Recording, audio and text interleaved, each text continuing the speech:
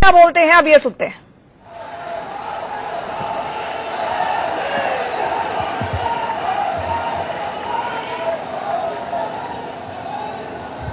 बिहार के राज्यपाल श्रीमान केशरीनाथ त्रिपाठी जी, राज्य के मुख्यमंत्री श्रीमान नीतीश कुमार जी,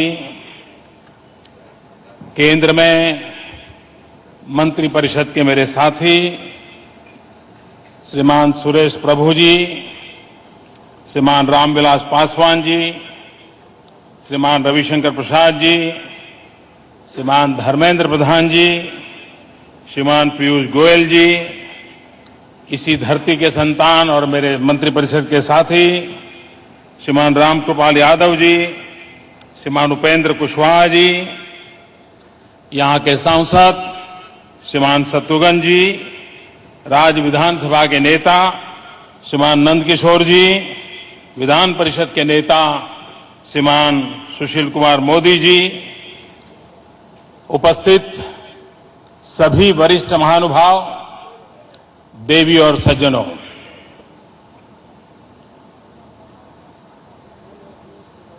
आज यहां अनेक शिलान्यास के और उद्घाटन के कार्यक्रम हुए।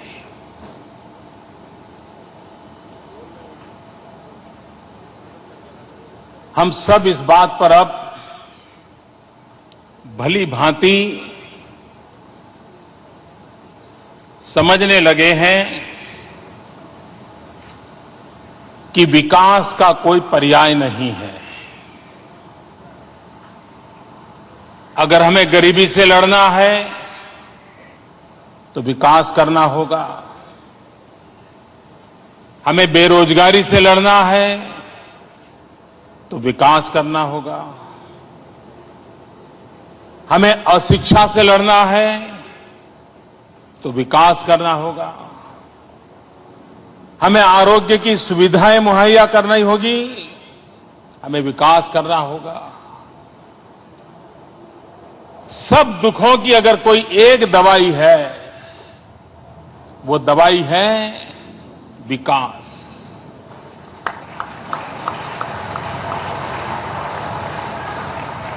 और ये अच्छी बात है कि इन दिनों राज्यों के बीच भी विकास को लेकर एक स्पर्धा का माहौल बनता चला जा रहा है। राज्यों को लगने लगा है कि वो राज्य उस बात में मेरे से आगे निकल गया, अब हम कुछ कोशिश करेंगे, हम आगे निकल जाएंगे। आखिरकार देश आगे बढ़ाना है तो राज्यों के विकास से ही आगे बढ़ने वाला है। और इसलिए देश के विकास के लिए राज्यों का विकास, इस मूल मंत्र को लेकर के केंद्र हो या राज्य हो, सबने मिलकर के काम करना, काम को आगे बढ़ाना, ये आवश्यक होता है। विकास के कामों में राजनीति कितना नुकसान करती है, उसका ब्यौरा आदरणीय मुख्यमंत्री जी ने विस्तार से दिया।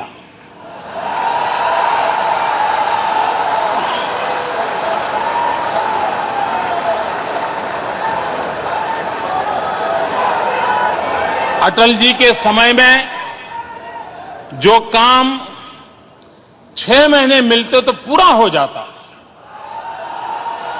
उसको पूरा होते होते आज 2015 आ गई।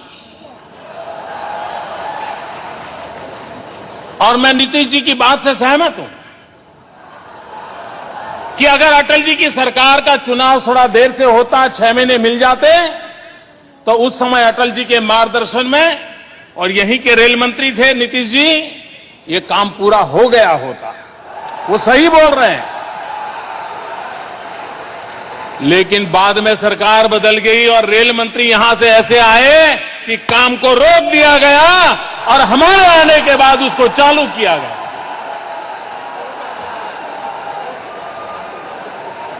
अब राजनीति जो करते हैं करें, लेकिन नुकसान बिहार का हुआ, बिहार की जनता का हुआ। नीतीश कुमार जी की इस व्यथा के साथ मैं भी अपना स्वर मिलाता हूं।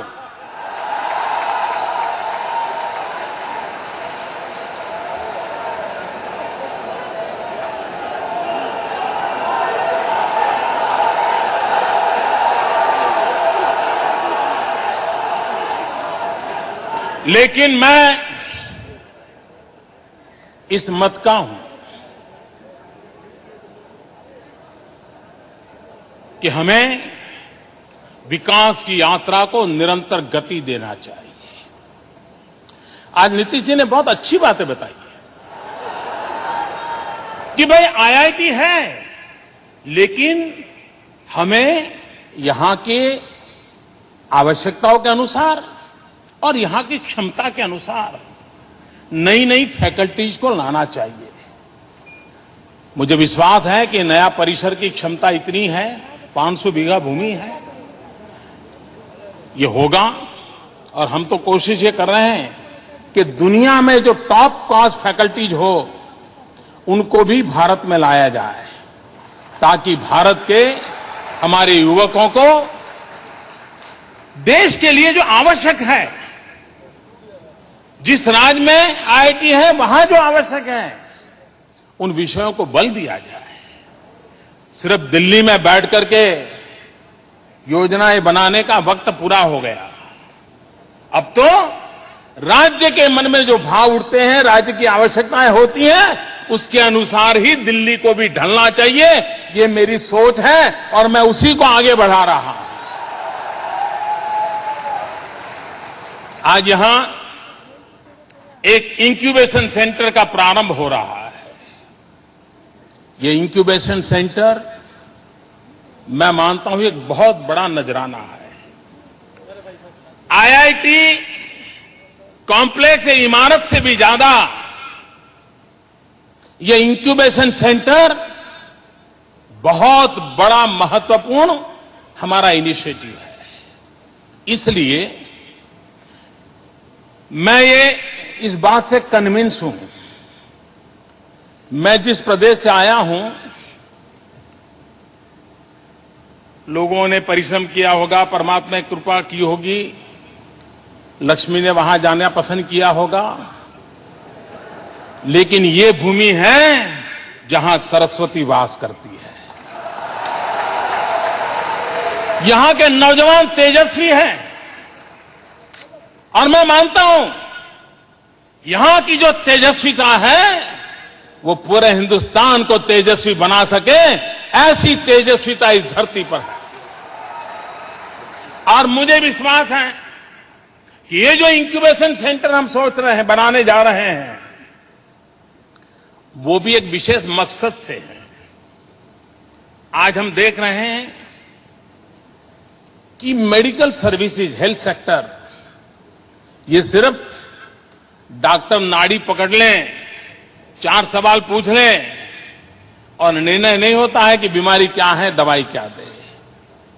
ढेर सारे मशीनों के अंदर से शरीर को गुजारा जाता है, भांति भांति मशीनों को शरीर पर लगाया जाता है, उसके बाद बीमारी तय होती है, उसके बाद उपचार का रास्ता तय होता है। पूरे हेल्थ सेक्टर में टेक्नोलॉजी का प्रभाव इतना बढ़ा है, इतने नए नए संसाधनों का आविष्कार हो रहा है, और आज भारत को, गरीब व्यक्ति को इन साधनों को अगर मुहैया कराना पड़े तो विदेशों से लाना बहुत महंगा पड़ रहा है। इस पटना की धरती पर बिहार के मेरे नौजवानों की प्रतिभा को एक अवसर दिया जा रहा है कि इस इंक्यूबेशन सेंटर में प्रमुख रूप से इलेक्ट्रॉनिक एंड डिजिटल मैकेनाइज के साथ किस प्रकार से हम हेल्थ सेक्टर की नए विषयों को आविष्कार करें, उसका उत्पादन करें, ताकि हमारे गरीब से गरीब को लिए हमारे अस्पतालों में भारत में बने हुए उत्तम से उत्तम साधन तैयार हो, जिसका लाभ गरीब को मिले, उस दिशा में हम काम करना चाहते हैं। और इसलिए ये इंक्यूबेशन सेंटर भले ही पटना की धरती पर बनने वाला हो, लेकिन वह हिंदुस्तान के गरीबों के आरोग्य की आवश्यकताओं की पूर्ति करने का एक अहम कार्यक्रम बनेगा, ये मैं देख रहा हूं।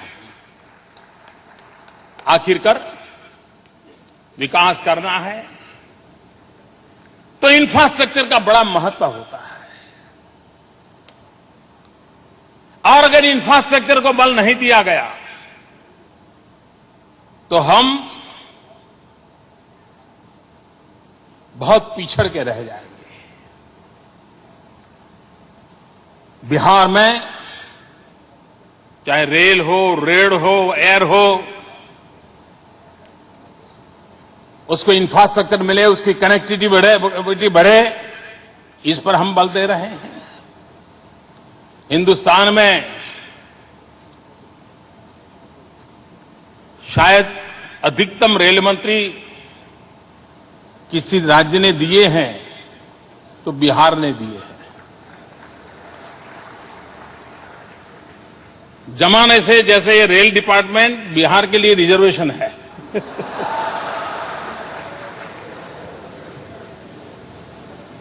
रेल मंत्री तो मिले हैं, रेल देने का काम मैंने दिमाग में भरा पड़ा है, और मैं रेल के माध्यम से बिहार के दूर सुदूर इलाकों को कैसे जोड़ पाऊं, मुख्य धारा में विकास की ये इंफ्रास्ट्रक्चर आता है, उसको कैसे आगे बढ़ाऊं, इस दिशा में योजनाएं लेकर के आगे चल रहा हूं। आज एक महत्वपूर्ण कार्यक्रम हमने लॉन्च किया है। वैसे नीतीश जी ने धर्मेंद्र प्रधान जी की इतनी तारीफ कर दी है, उसी से मुझे समझ आता है कि इस प्रोजेक्ट का कितना महत्व है। नीतीश जी की बात सही है। आने वाले दिनों में जिस प्रकार से रोड का महत्व है, रेल का महत्व है, वैसे ही गैस ग्रिड का भी महत्व है। पूरी इकोनॉमी में गैस आधारित इकोनॉमी शेप ले रही है, और गैस पहुंचाने के लिए बहुत बड़ा महंगा खर्चीला नेटवर्क खड़ा करना पड़ता है, इंफ्रास्ट्रक्चर बनाना पड़ता है। और मैं देख रहा हूं कि एनर्जी के सेक्टर में गैस की उपलब्धि ये उस देश की पूरी इकोनॉमी को बदल देती है। बिहार की इकोनॉमी को बदलने का एक बहुत बड़ा ताकतवर प्रयास, गंगा तो हमारे पास है ही है, हम ऊर्जा गंगा को लेकर के आ रहे हैं आपके पास।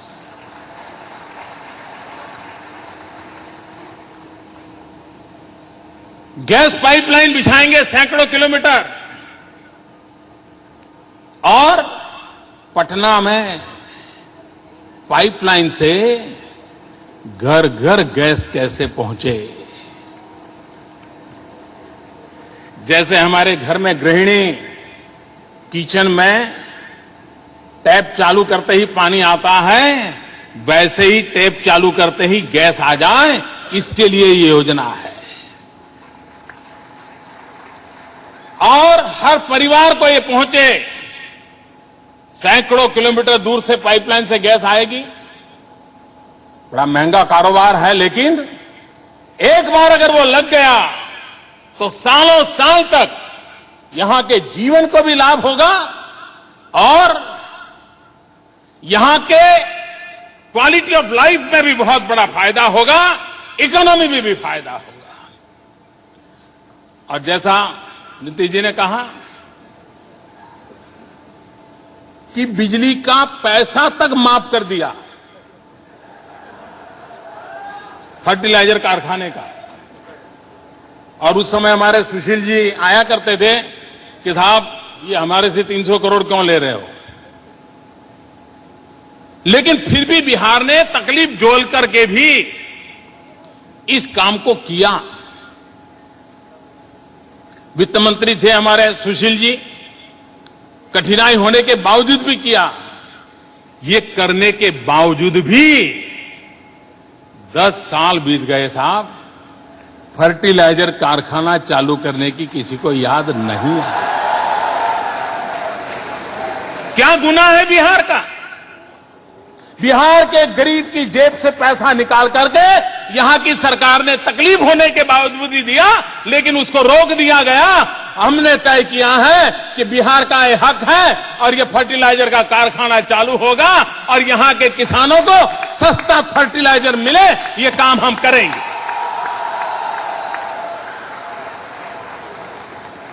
बिहार जनता का या बिहार सरकार का कोई दोष नहीं था।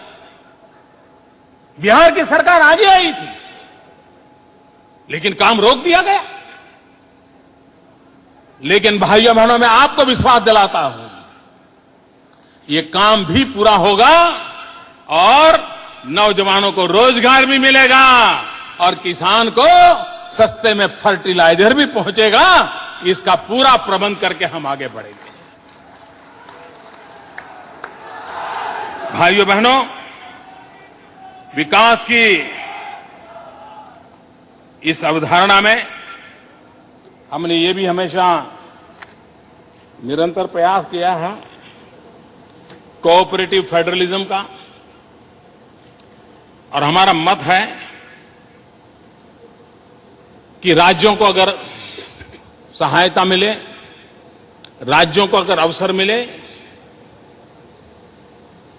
तो देश को आगे बढ़ने की ताकत बहुत बढ़ जाएगी। और इसलिए 14th फाइनेंस कमीशन जो कि लागू हुआ है, उसके कारण बहुत बड़ा लाभ राज्यों को हो रहा है। एक राज्य को हो रहा है, एक को नहीं हो रहा है, ऐसा नहीं है। वो लाभ सभी राज्यों को हो रहा है। इसलिए कोई बिहार को कम मिला, अधिक मिला, या किसी और राज्य को कम मिला, अधिक मिला, ऐसा नहीं है, क्योंकि हमारी योजना है। आज स्थिति ऐसी है, एक जमाना था भारत के खजाने पूरा जो था राज्यों और केंद्र का, उसमें से 65-70% खजाना दिल्ली की सरकार की तिजोरी में रहता था और 30-35% सभी राज्यों की मिलाकर के तिजोरी में रहता था। हमने ऐसा एक महत्वपूर्ण फैसला किया है, कठिन काम लिया है सर पे, लेकिन जैसा नीतीश जी ने कहा कि मोदी जी आप पर हमारी आशा है।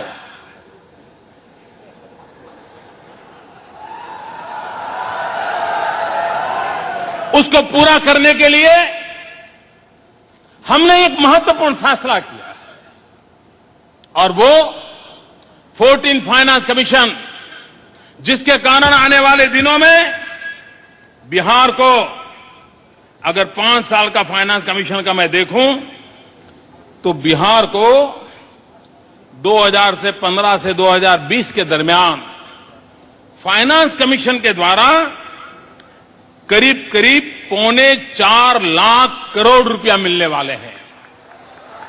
3.25 लाख करोड़ रुपया मिलने वाले हैं, जो पहले सिर्फ बीते हुए समय में सिर्फ 1.5 लाख करोड़ रुपया मिला था। 1.5 लाख का 3.25 लाख करोड़ रुपया आने वाले दिनों में, क्योंकि हम मानते हैं ये प्रदेश आगे बढ़ना चाहिए। और मेरा ये विश्वास है, पूरब में जब तक प्रगति नहीं होती है, देश कभी आगे नहीं बढ़ सकता है। चाहे बिहार हो, चाहे पूर्वी उत्तर प्रदेश हो, चाहे उड़ीसा हो, चाहे पश्चिम बंगाल हो, चाहे झारखंड हो, आसाम हो, नागालैंड हो, मिजोरम हो, ये सारा हिंदुस्तान का पूर्वी भाग, ये जब तक विकसित नहीं होता है, ये भारत माता हमारी समृद्ध नहीं हो सकती है। और इसलिए बिहार का विकास, ये हमारा प्राइम एजेंडा है। पूर्वी भारत का विकास, ये हमारा मकसद है, हमारा लक्ष्य है। और उसको आगे बढ़ाने के लिए अनेकविध नई योजनाएं हम लेकर के आने वाले हैं, उसको पूरा करेंगे।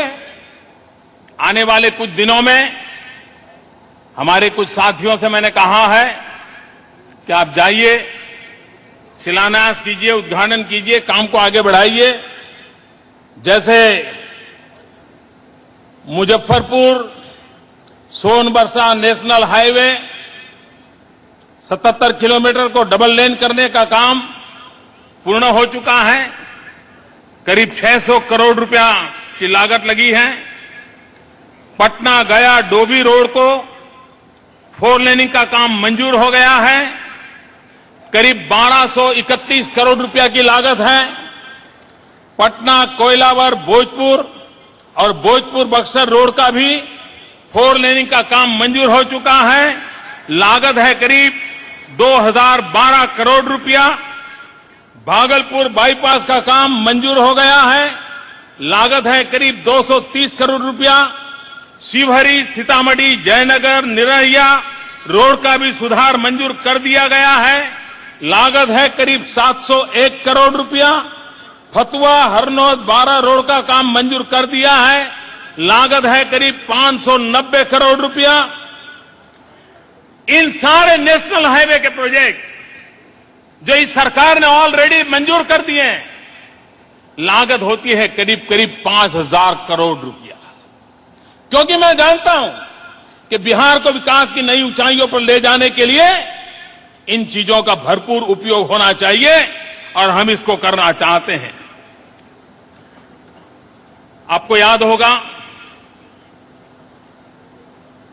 पिछले लोकसभा के चुनाव में मैं यहां आया था।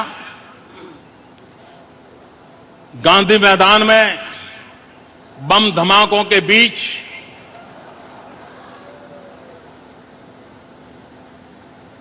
मैं भाषण कर रहा था।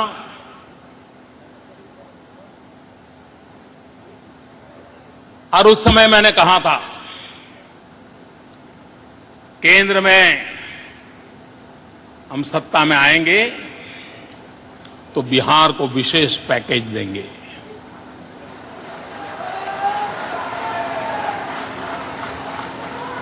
और उस समय मैंने घोषणा की थी, चुनाव के पहले मैंने घोषणा की थी। मैंने कहा था कि 50,000 करोड़ रुपयों का पैकेज बिहार को दिया जाएगा। भाइयों बहनों, मैं जब दिल्ली में बैठा, बारीकी से चीजों को देखा और मैं नतीजे पर पहुंचा कि मेरे दिल दिमाग में बिहार की जो कल्पना है, बिहार को अगर मुझे उस ऊंचाई पर ले जाने में बिहार के साथ लेकर के चलना है तो 50,000 करोड़ से बात बनने वाली नहीं है।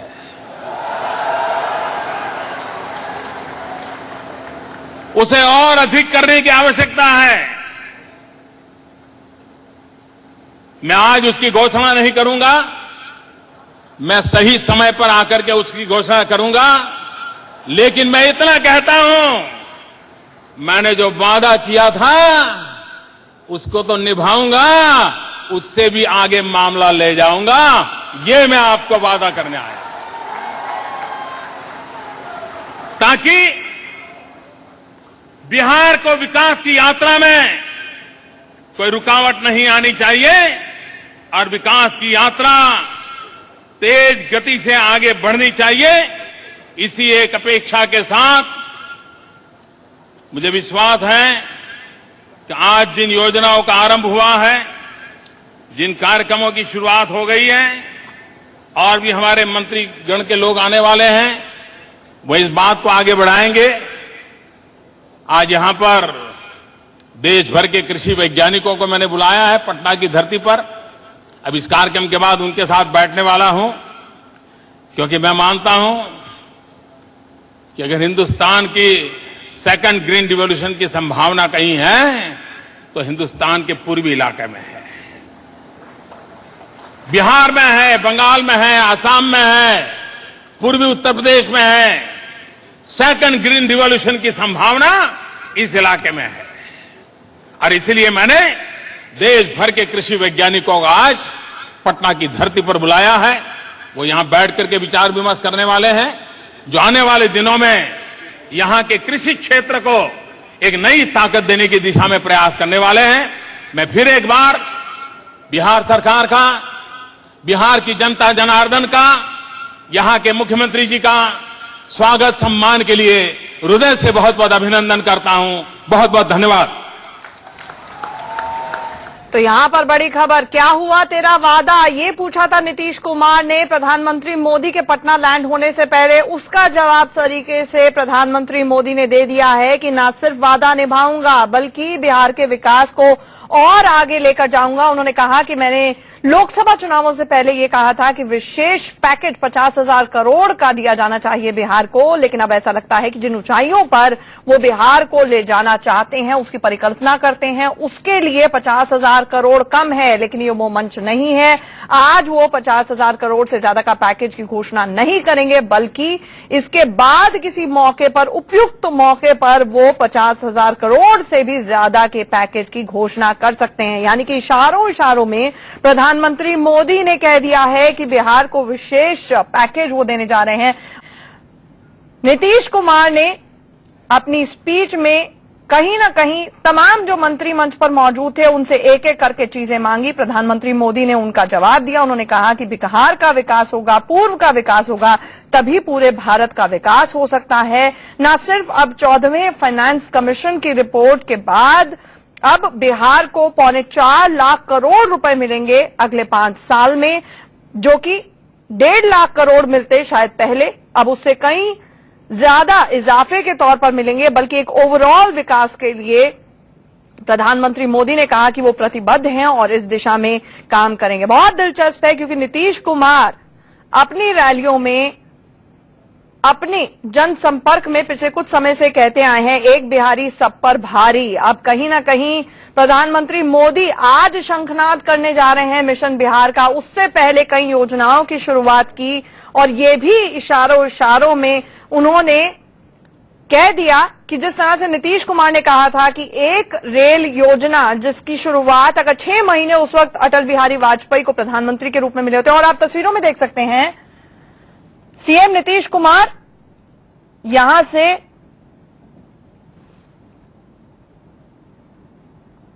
शायद उन्होंने अनुमति ली है प्रधानमंत्री मोदी से कि वो आगे जाना चाहते हैं, उनकी कोई और शायद एंगेजमेंट है इसलिए।